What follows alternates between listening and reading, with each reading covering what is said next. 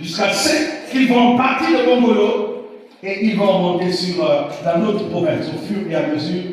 Je crois que la dernière province interévangélisée, c'est l'autre. Ça, c'est la mission. Dieu qui appelle. Alors, ce n'était pas facile pour faire l'air. Il a laissé les États-Unis pour aller dans des zones où c'était la forêt. Servir Dieu, ce n'est pas l'amusement. C'est tout un sacrifice. Fernet, c'est un jeune étudiant.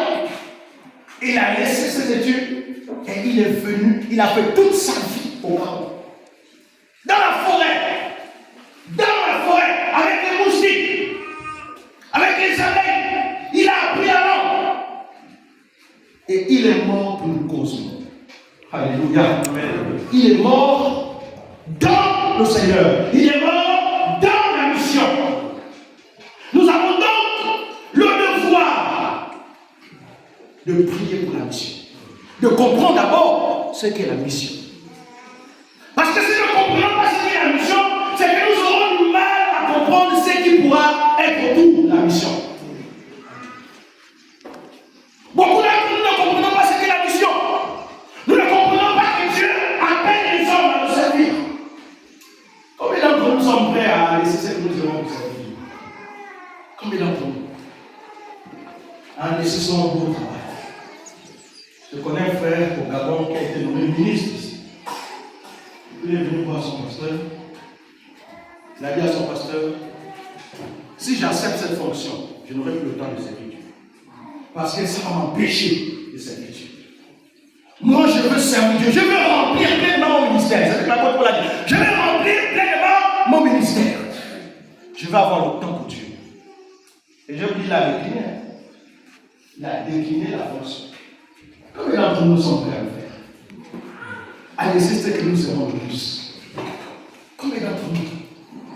Amen. Amen. Combien d'entre nous sommes prêts à dire à Dieu, je vais m'engager pour aller. Pour être missionnaire à Bangos. Pour être missionnaire quelque part. Laisser le travail, laisser les études. C'est consacré pour Dieu. Combien d'entre nous sommes prêts à le faire? Vous savez, c'est très facile pour nous de dire souvent, j'aime le Seigneur. C'est facile, hein? Oh Dieu, je t'aime. Surtout quand on a bien mangé là, c'est facile de dire, oh Dieu, je t'aime. Surtout quand tout va bien là, c'est facile de dire, je t'aime. Mais en vérité, le véritable je t'aime, c'est quand c'est compliqué. C'est là où Dieu voit le véritable je t'aime. Quand Dieu te dit, c'est que tu aimes là, laisse-moi. Alléluia. Amen. Je prends souvent des hommes qui témoignage quand on a commencé à servir. Au début, ce n'était pas facile. Ma tante qui m'a fait les études m'a dit, mais je crois que vos églises devaient la rendre fou.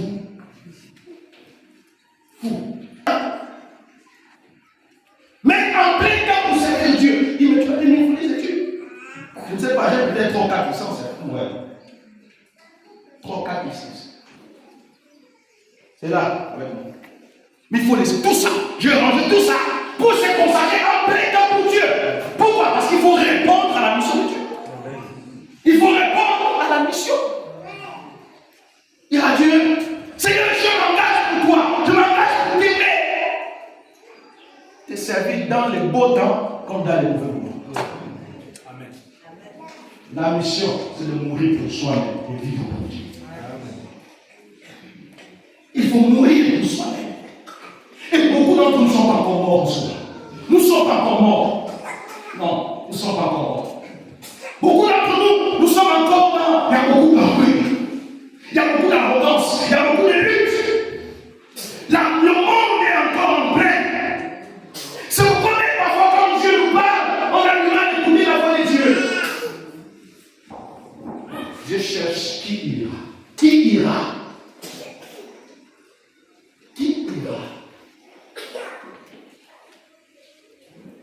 Si vous suivez l'histoire missionnaire des Américains, vous allez vous rendre compte que nous comprenons pourquoi Dieu bénit les États-Unis. Il n'y a pas un peuple au monde qui finance la mission comme les États-Unis, je vous assure. Il met tout le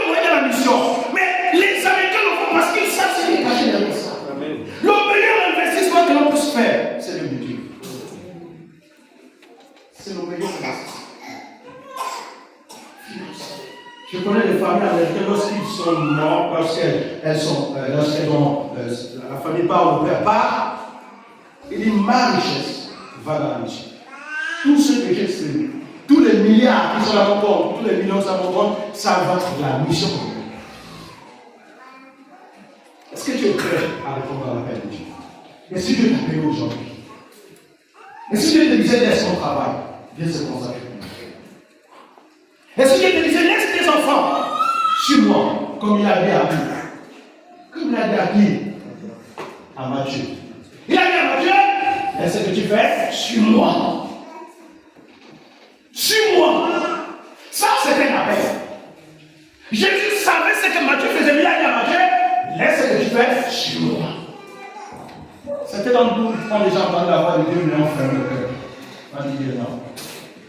Il y a une soeur qui a dit à Wanda, mon mari est cadre pour Dieu. Démissionner pour aller servir Dieu. Comme ça, on va vivre de la galère. On va vivre de la galère, nos enfants vont faire comment? Je l'ai regardé. Il y en a encore mieux compris. Encore mieux compris. Vous voyez, ça c'est les raisonnements humains.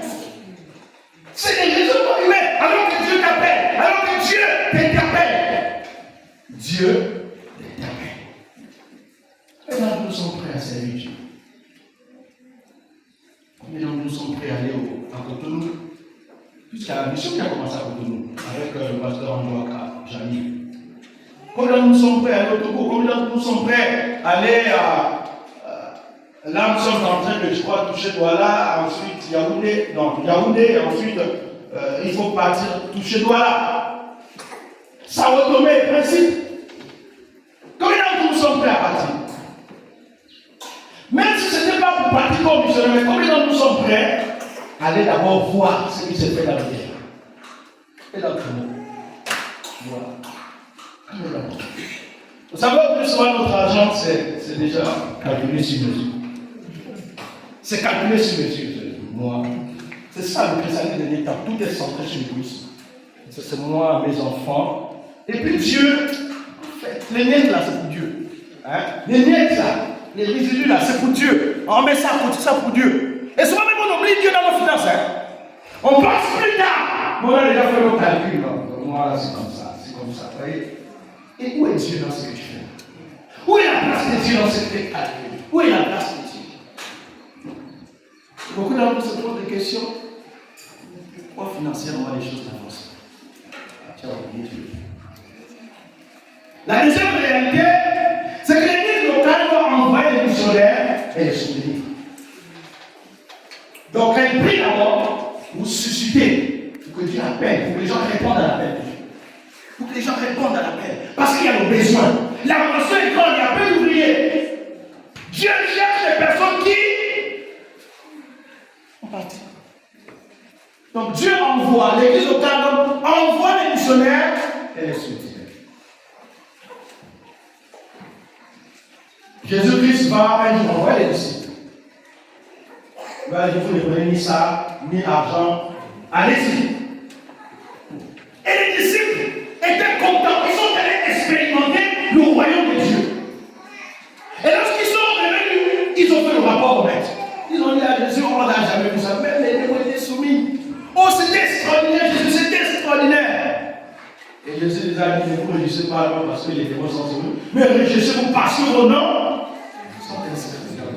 Alléluia. Amen. Parce que tu es là ce matin. Amen. Nous avons la responsabilité d'envoyer. Ce n'est pas la nation qui envoie les missionnaires, c'est l'église locale. Pourquoi? Parce que c'est l'église locale qui fabrique les missionnaires. Quand je dis fabriquer ici, c'est que nous avons prié et Dieu a suscité. C'est l'église locale qui est disposée à faire la mission. Nous devons donc envoyer les missionnaires. Envoyons les missionnaires. Et ensuite, soutenons les missionnaires. Et maintenant, nous sommes prêts à soutenir les missionnaires. Combien d'entre nous sommes prêts à soutenir les missionnaires? Notre vie, désormais, n'est plus une vie selon nous. Selon l'organisation que nous avons hier de nous-mêmes. Mais notre vie, désormais, elle est selon Dieu. Et vivre selon Dieu, c'est dépendre de ce que Dieu veut et attend de nous. Au plus souvent, ce n'est pas facile. Mais c'est la volonté de Dieu. C'est la volonté de Dieu. Aujourd'hui, on parle de la mission. Et quand on parle de la mission dans l'église locale, certains d'entre nous, en fait, nous ne mettons pas de cœur. Quand on parle de soutenir les missionnaires, on ne met pas sur le cœur. Parce que peut-être qu'on ne comprend pas ce qu'est la mission. Mais dites-moi, si Jésus-Christ ne venait pas à la mission, est-ce que nous devons être là où nous sommes aujourd'hui? Jésus n'est pas venu sur la terre pour nous. Et nous aussi nous devons faire le même. Parce que Jésus-Christ nous a recommandé de le faire. Donc, aller dans les villages, aller dans les villes, aller dans les pays, c'est une recommandation divine. C'est un ordre de Dieu. Un ordre qui vient de Dieu. Ce n'est pas un ordre d'une organisation, d'une église quelconque, mais c'est un ordre de Dieu. Et lorsqu'on envoie, on les soutient. Alléluia. Amen. Notre église se bat pas mal à ce niveau-là. Elle se bat. La CMG se bat parce qu'elle est une église missionnaire. L'IACMG est une église missionnaire. C'est bien ce que nous sommes en train de faire, mais ce n'est pas encore vraiment ça. Dieu veut qu'on fasse plus. Dieu veut qu'on se donne plus. Dieu veut qu'on apprenne à soutenir. Dieu veut qu'on apprenne à donner pour sa gloire. Est-ce que tu es prêt à donner pour sa gloire? Est-ce que tu es prêt à dire chaque mois ou chaque année, je vais mettre quelque chose à côté pour la mission? Chaque année, ou tous les 2 ans, je vais quitter le Gabon pour aller rendre visite au pasteur Joaka à Cotonou. Pour aller voir comment l'œuvre se déroule. Et c'était là pour nous, nous avons dit, mais parce qu'il n'y a pas les moyens, on va faire comment? Ce que tu déclares, c'est ce que tu veux. Il n'y a pas de moyens, il n'y en aura jamais. Plus tu le confesses, il n'y en aura jamais. Comment ça va manifester la volonté? Dieu veut voir d'abord la volonté d'un cœur. Et Dieu sait que tu n'as pas peut-être les moyens là. Mais quand tu vois déjà la volonté, tu as la volonté de donner. Tu as la volonté de soutenir la lettre de donner. Tu as la volonté qu'on construise une lettre à donner. Tu as la volonté qu'une œuvre commence à porter au côté de l'humain. Parce que c'est une zone qu'on est en train de cibler en ce moment. Quand Dieu voit la volonté, il a Dieu va mettre les moyens. Alléluia. Amen. Dieu va mettre les moyens. D'abord la volonté. Où est d'abord la volonté? Est-ce que Dieu parle avec toi? Amen. Est-ce que tu as la volonté de vouloir le faire? Est-ce que tu as la volonté? Est-ce que tu as la volonté?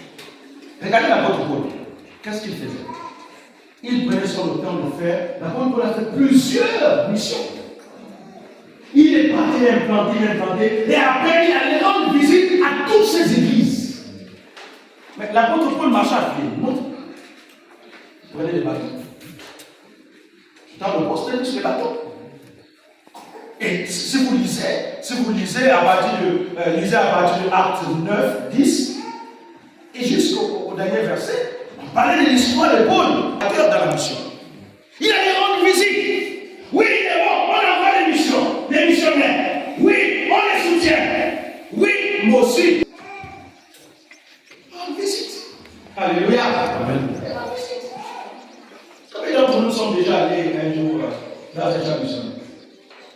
On est allé voir ce qui se passe, les besoins. Amen. Amen.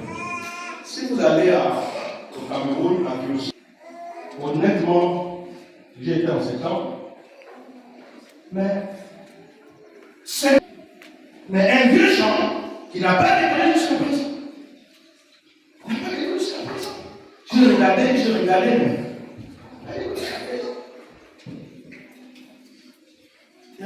obligé de demander en fait, c'était le pasteur Gabonais qui était là. Mais vu que les choses avaient du mal à décoller, parce qu'on avait du mal à soutenir les pasteurs qui étaient là. Dieu parle avec eux ce matin. Amen. Dieu veut qu'on envoie. Dieu veut qu'on soutienne. Dieu veut qu'on se donne. Et Dieu veut qu'on donne aussi. Donner pour l'avancement de son œuvre. Est-ce qu'on est prêt à donner? On est fatigué avec les choses. Est-ce qu'on est prêt à donner? La mission, il ne s'agit pas, en fait, il ne s'agit pas ici en une seule journée. Non, la mission c'est toute une vie, c'est toute notre vie. La mission c'est notre vie. Et nous devons nous impliquer. Ça dit que nous devons penser à Dieu.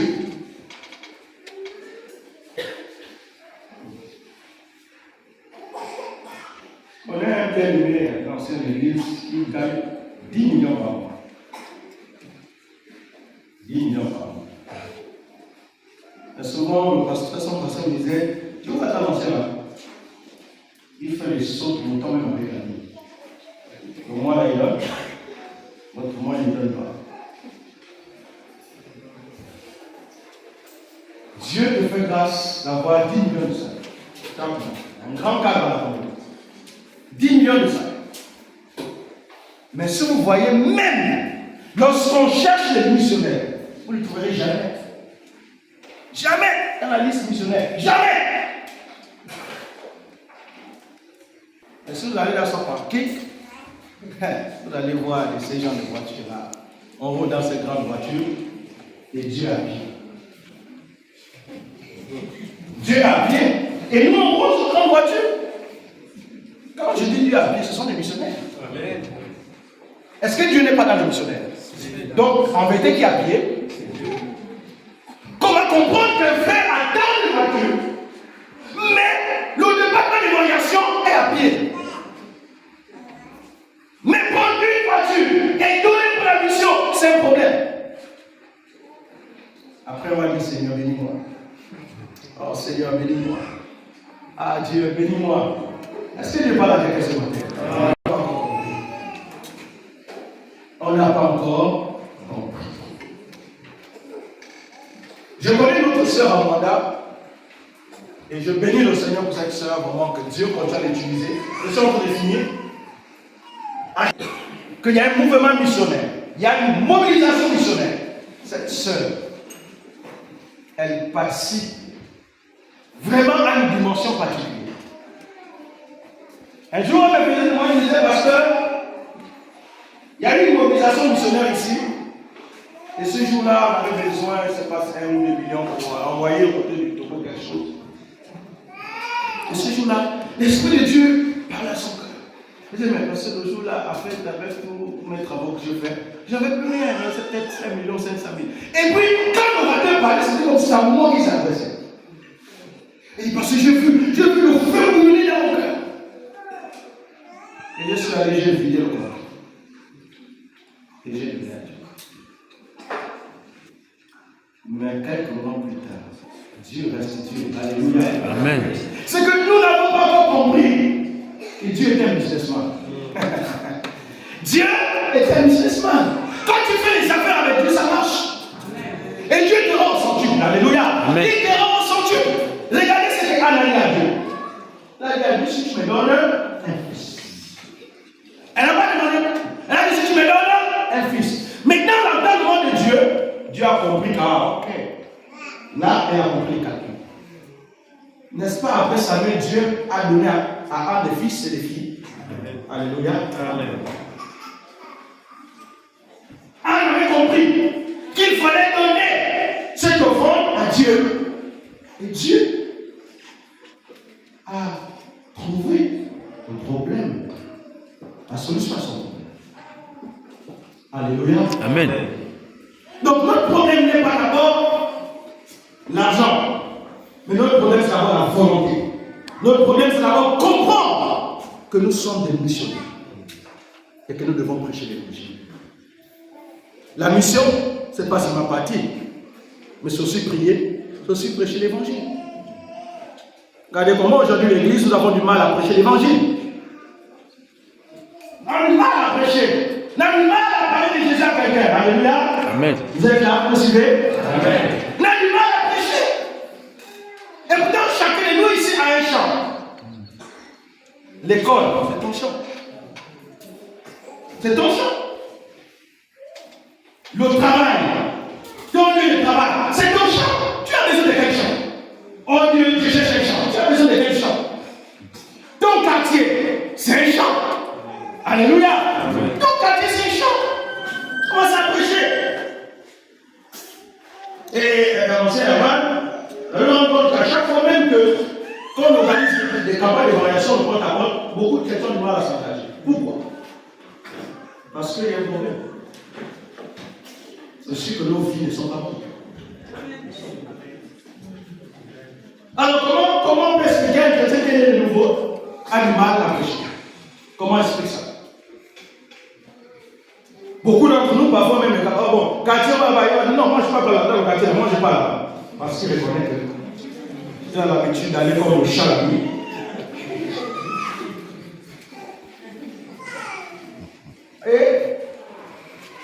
Et nos témoignages sont tellement ternis qu'on a du mal à prêcher. On a du mal à parler de Jésus. Au travail, il y a des mauvais témoignages. Il y a des mauvais témoignages au travail. Alors c'est des lieux où nous devons édifier les gens. Alléluia. Amen. C'est des lieux où les gens, nous devons attirer les gens. Rien que par la manière de se comporter, sans même penser à parler de Jésus. Mais bien que ton témoignage. Tu pries dans une église, tu veux venir. Alléluia. Amen. Je veux venir. Tu pries dans une église, tu veux venir. Le témoignage, c'était un canal d'évangélisation extraordinaire. Alléluia. Amen. Dieu t'appelle.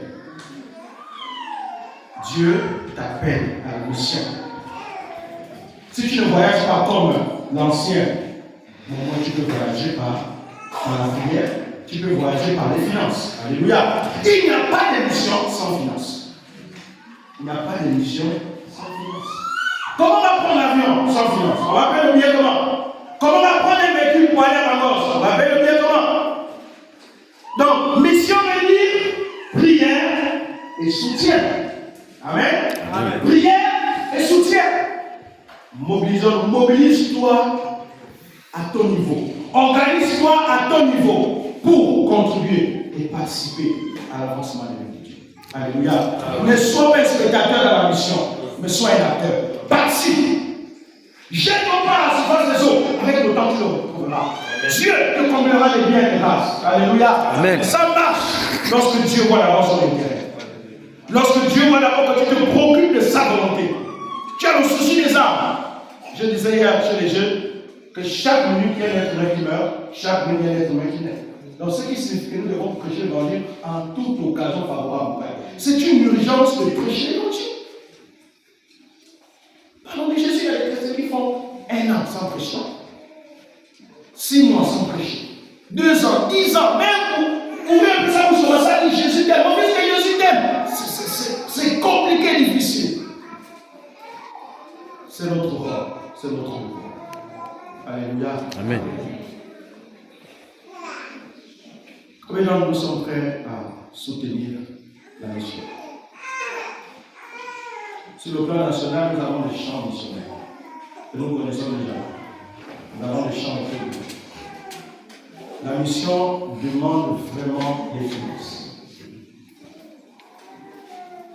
Au plus souvent, comme d'entre nous, lorsque nous sommes allés aujourd'hui, nous allons à la direction nationale de mission aller voir les légalités. Essayez de s'asseoir, c'est un peu comme si vous veniez pour comprendre. Voir. On a les besoins de la mission. Parce que lorsqu'une œuvre commence quelque part, ça demande des moyens de construire. Il faut acheter le terrain, il faut construire. Et donc parfois nous pensons que nous connaissons suffisamment, non.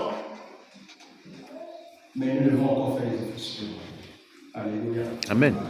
Je vais terminer. Ce matin, tu as entendu quelque chose. Tu as entendu quelque chose ce matin. Et Dieu veut que tu t'impliques